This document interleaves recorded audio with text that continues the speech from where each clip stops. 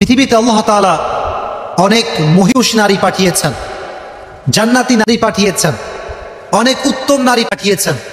তবে ইমানের পরীক্ষার ক্ষেত্রে, ইমানের পরীক্ষা, এই পরীক্ষাতে সবচেয়ে বেশি যিনি আগিয়ে, সবচেয়ে যিনি বেশি উঁচু লেভেলের মানুষ, উঁচু লেভেলের নারী, তার নাম হচ্ছে আসিয়া রাদিয়াল্লাহু তাআলা আনহা।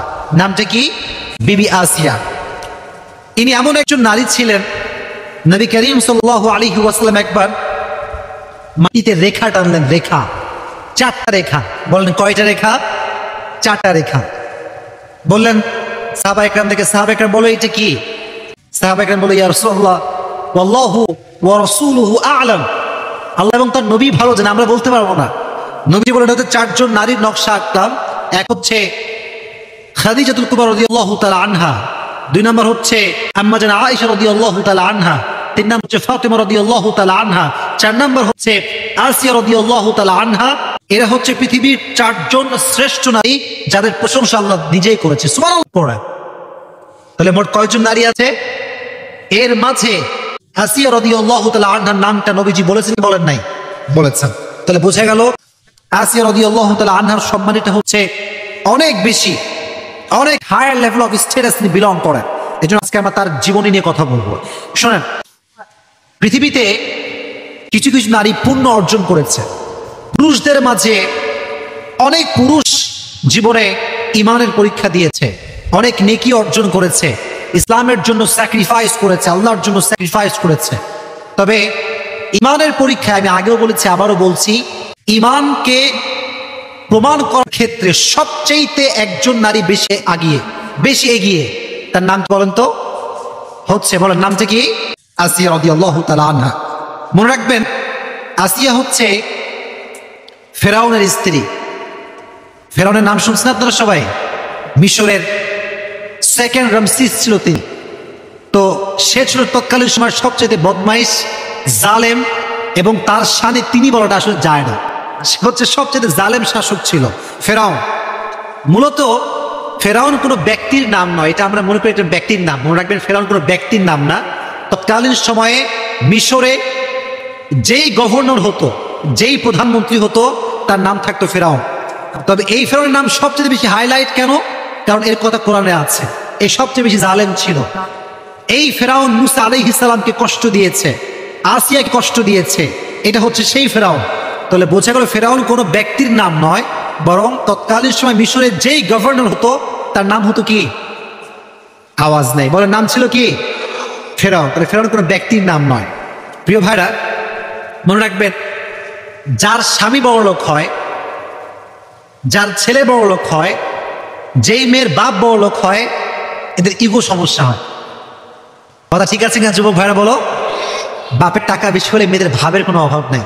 তো দেখেন, ফেরাউন তৎকালীন সময়ের প্রধানমন্ত্রী। আমাদের দেশের প্রধানমন্ত্রীর নাম কি? শেখ হাসিনা। তৎকালীন সময়ের নাম কি ছিল? ফেরাউন, 2nd রামসিস। তো বিবি আসিয়া প্রধানমন্ত্রীর স্ত্রী, গভর্নরের স্ত্রী, তবুও তার আচার আচরণ, ভালোবাসা, ব্যবহার এতটা সুন্দর ছিল, কখনো তার ব্যবহারে অহংকার প্রকাশ পেত না। সুবহানাল্লাহ পড়ে। তাহলে নারীর জীবনীতে একটা গুরুত্বপূর্ণ অংশ হচ্ছে, প্রিয় বোনেরা আমার, জীবনে যদি সুখী হতে চান, ইগো কমাবার দরকারটা যুবক ভাইরা আছে না নাই? আছে। অনেক মেয়ের ইগো সমস্যা। মনে রাখবেন, একটি সম্পর্ক সুন্দর হয় তখন ইগো না থাকে। যখন একটা সম্পর্কে ইগো থাকলে ইগোতে পুরো সম্পর্ক নষ্ট হয়ে যায়। আমি মনে করি পৃথিবীতে সবচাইতে সুন্দর সম্পর্কের নাম হচ্ছে স্বামী স্ত্রীর সম্পর্কের, কারণ এখানে কোনো ইগো থাকে না। কিন্তু আপনি দেখেন, যত হারাম রিলেশনশিপ, এর ভেতরে একটা ইগো আছে না নাই? কথা বলেন যুবক ভাইরা, আছে না নাই? তুমি মেসেজ না দিলে আমি দিব না, তুমি রিপ্লাই না করলে আমি রিপ্লাই করবো না, এই যে একটা ইগো। স্বামী স্ত্রী ভালোবাসা এত সুন্দর, স্বামী রিপ্লাই না করলে বউ খালি কল করতেই থাকে। সুবহানাল্লাহ। কারণ এই যে ভালোবাসা, এটা ঢুকিয়ে দিয়েছে একজন। আওয়াজ দিয়ে বলেন তিনি কে? তা আমি আমার ওয়াজেও বলি, আজকেও আসিয়ার জীবনী বলতে গিয়ে বলে ফেলছে একটা কথা। পৃথিবীতে কিছু কিছু নারী কখনো সুখী হতে পারে না। তার ভিতর থেকে 1 নম্বর নারী হচ্ছে সেই নারী, যে নারীর ভিতরে ইগো আছে, সে কখনো সুখী হতে পারে না। কারণ ইগো যার আছে, তার কপালে ভালো কোনো ছেলে জুটে না। কারণ ভালো ছেলেরা কখনো ইগোওয়ালা মেয়েকে পছন্দ করে না। ভালো ছেলেরা সবসময় বিনয়ী মেয়েকে পছন্দ করে। বলেন তো নবীজির সর্বপ্রথম স্ত্রীর নাম কি ছিল? মাশাআল্লাহ, বলেন নাম কি ছিল? আচ্ছা, তিনি কি অহংকারী ছিলেন না বিনয়ী ছিলেন? সবচেয়ে ধনী মানুষ তিনি, ইগো নাই। আর আজকালকার মেয়েরা একটু ফর্সা হইলে ভাবে আর বাঁচে না, এরকমই আছে না যুবক ভাইয়েরা? তো মেয়েদেরকে আমি হার্ট করছি না, আঘাত করছি না। আমি বন্ধুকে বলছি, বোনেরা আমার, জীবনে সুখী হতে চাইলে ইগো রাখা যাবে না, 1 নাম্বার। 2 নাম্বার আরেকটা বিষয় বলেই ফেলি, নারীরা যদি সুখী হতে চায় অভিযোগ করা যাবে না। অনেক মেয়ের খালি অভিযোগ, আমার স্বামীর এইটা ভালো না, ওইটা ভালো না, আমার স্বামী এইটা পারে না, ওইটা পারে না। এরকম অভিযোগ বলি নারী আছে না বাংলাদেশে? আল্লাহ মা বোনদেরকে অভিযোগ মুক্ত জীবন দান করুন, সকলেই পড়ে আমিন। তো ফেরাউনের যুগে একজন নবী ছিলেন, নবীর নাম ছিল কি বলতে পারবেন? মূসা। বলেন নাম কি ছিল? মূসা আলাইহিস সালাতু ওয়াস সালাম। ওয়াজ আমরা ঢুকে যাচ্ছি, তাকবীর দেন, লিল্লাহি তাকবীর। ফেরাউন একদিন স্বপ্নে দেখতে পেল একজন ছোট শিশু মিশরে জন্মগ্রহণ করবে, যে শিশু আমার রাজ্য ধ্বংস করবে, আমার বাদশাহত্বকে ধ্বংস করবে, আমার যে ধর্ম আমি পালন করি সে ধর্মকে সে পরিবর্তন করবে, আমি যে প্রভু দাবি করি আমার প্রভুর দাবিকে সে মাটির নিচে মিশিয়ে ছারখার করে দিবে। সে স্বপ্নে দেখলো। কেউ যদি এই স্বপ্ন দেখে যে আমার রাজত্ব শেষ হয়ে যাবে, তার কি আর ঘুম আসার কথা? ফেরাউনের ঘুম হারাম। কেই ছেলে, কেই শিশু, রাজ্যের সবাইকে ডাকলেন তিনি। তৎকালীন সময়ে ফেরাউনের মন্ত্রীর নাম ছিল হামান। নাম ছিল কি? হামান। তো হামান পরামর্শ দিল যে জনাব, আপনার উচিত একটি আদেশ জারি করা যে বনি ইসরাইলে, এই মিশরে যত শিশু গ্রহণ করবে ছেলে হলেই হত্যা করবে। নাউজুবিল্লাহ পড়েন। ছেলে হলেই হত্যা। আদেশ জারি হয়ে গেল। তো বর্ণিত আছে যেই সময়ে হত্যার আদেশ বন্ধ ছিল সে সময়ে মূসা আলাইহিস সালাতু ওয়াস সালামের ভাই হারুন, নাম কি প্রিয় ভাইরা? এই যুবকেরা ইসলামিক ইতিহাস জানতে হবে, ইতিহাস বুঝতে হবে, জানতে হবে। আমার পুরো রিসার্চ আমি তোমাদেরকে আধা ঘন্টায় শেয়ার করছি। যারা তোমরা আছো যুবকেরা, অনেকে কলেজে পড়ো, তোমরা স্কুলে পড়ো, অনেকে কম ধারণা আছে বিষয়গুলোতে, ভালো করে বুঝবা। ফেরাউন যে সময়ে ছিলেন বাদশাহ, এই মাইকে প্রবলেম হয়েছে, সাউন্ডটা ঠিক করে দাও একটু। আচ্ছা, যেটা বলছিলাম, তো সেই যুগে ফেরাউনের যুগে একজন নবী, সে নবীর নাম ছিল কি? মূসা। এইদিকে তাকান, নবীর নাম ছিল কি? মূসা।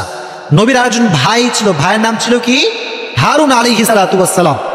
তো যখন হারুন আলাইহিস সালাতু ওয়াস সালাম জন্মগ্রহণ করেন তখন হত্যার আদেশ বন্ধ ছিল, কিন্তু মূসা আলাইহিস সালাতু ওয়াস সালাম যখন জন্মগ্রহণ করেন তখন হত্যার আদেশটা জারি ছিল।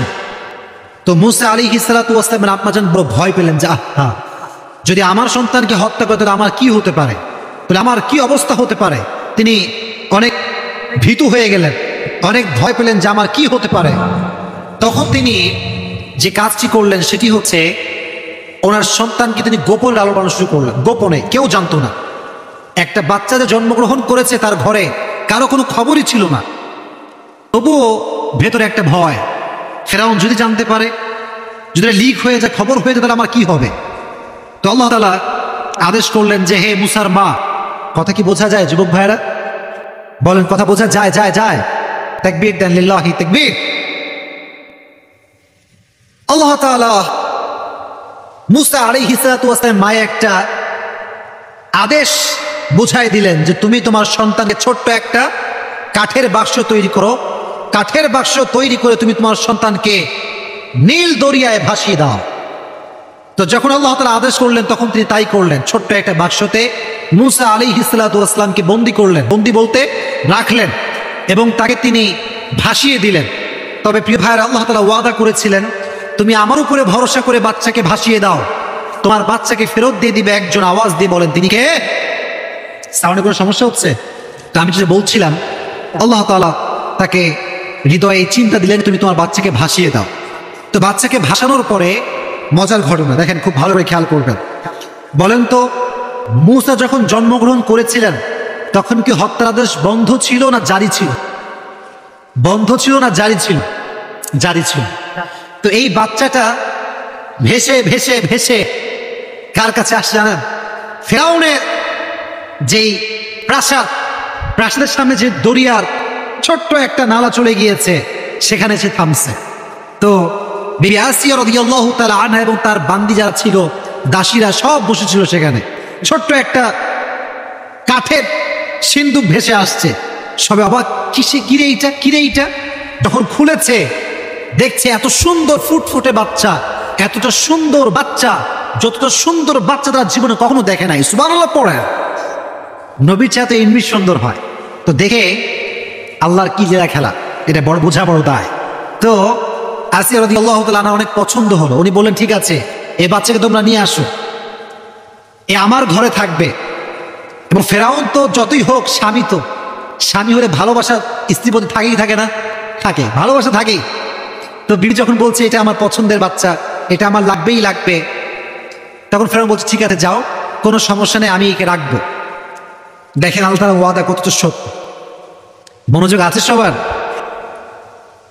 আচ্ছা বলেন তো, মুসা আলাইহিস সালাতু ওয়াস সালাম একজনের নবী, তিনি কে? বলেন তিনি কে? সব ক্ষমতা একজনের হাতে, তিনি কে? মায়ের মন তো বেকুল যে আমি আমার সন্তানকে দরিয়ায় ভাসিয়ে দিয়েছি, কোথায় গেল আমার সন্তান? অস্থির হয়ে গেছে। ওয়াসবাহা ফাদু উম্মি মূসা ইন কাদাত লাতুবদি বিহি লাউলা আরবাতনা আলা কুলুবিহি লিতাকুনা মিনাল মুমিনিন।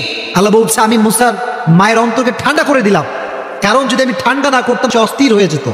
কি হয়েছে ঘটনা? এই বাচ্চা কারো দুধ খায় না, রাজ্যে এত মহিলা, এত মেয়ে, কারো দুধ খায় না। এদিকে মুসার যেই বোন ছিল সে তার পিছে আসছে। মুসা যায় কোথায় ভেসে যায়। সে সব দেখতে পাইছে যে মুসা কোথায় আছে, কোন অবস্থায় আছে। এবং যখন মুসাকে রাজ্যে ঢুকানো হয়েছে, সে কেউ দুধ খাচ্ছে না, এই খবর সে পেয়ে গিয়েছে। তখন সে বলছে সবাইকে ডাক দিয়ে, যাচ্ছে আমি যদি